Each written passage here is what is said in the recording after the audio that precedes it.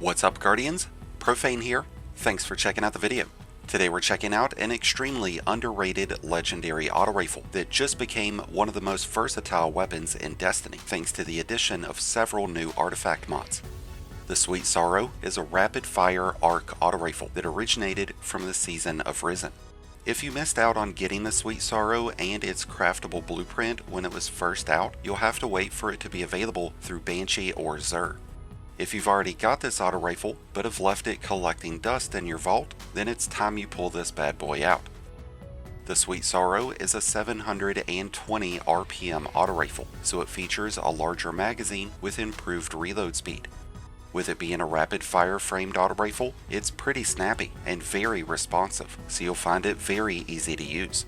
It doesn't have the greatest range, only being effective from about 20 meters out. But with a ranged masterwork, the full bore barrel, and flared magwell, you could give this an extra 25 points in range to make it effective from around 30 meters out.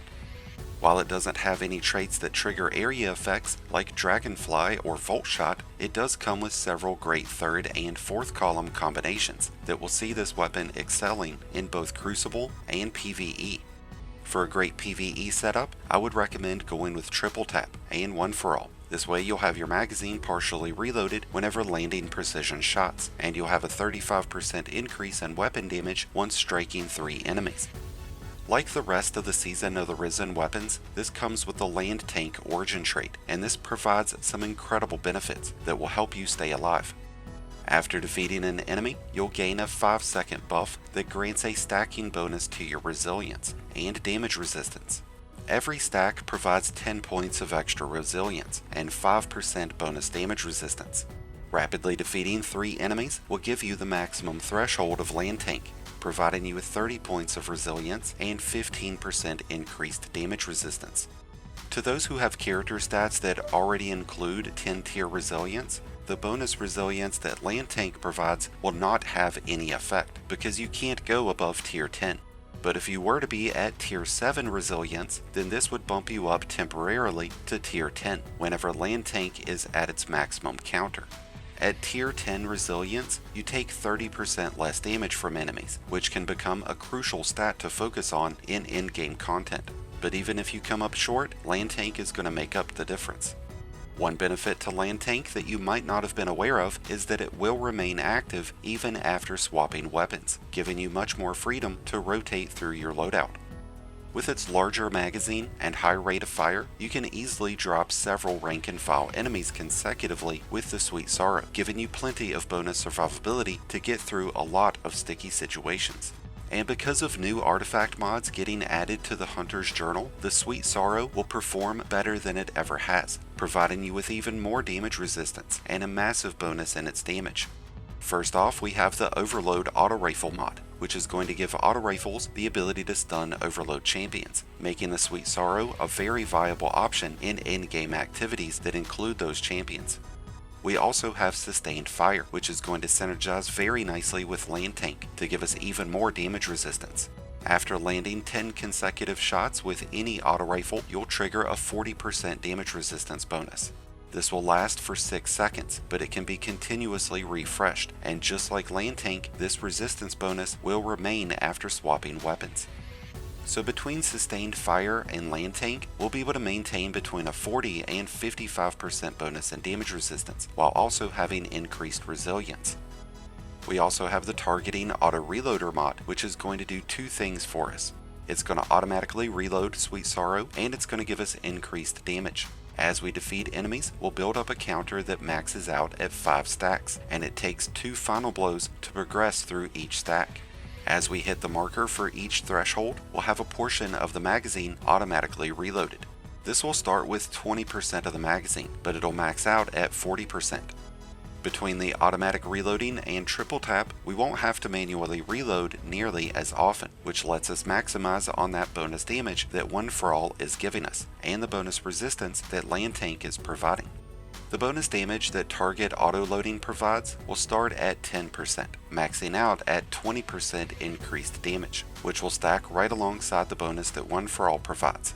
This will also stack with any weapon surge mods and radiance, giving us even more damage to mow through our enemies. With these two artifact mods, we'll significantly improve the performance of Sweet Sorrow, but we're not done amplifying this weapon's capability. When using the Sweet Sorrow with an Arc or Prismatic subclass, we can use the Galvanic Armor artifact mod, which will provide us with another bonus in damage resistance, granting us an extra 30% resistance whenever we are amplified, pushing our potential resistance bonus up to 85% whenever Land Tank, Sustained Fire, and Amplified are active. Having Amplified active will also let us take advantage of the Shock and Awe mod. This will cause Arc Weapon and Ability Final Blows to trigger a lightning burst that jolts enemies.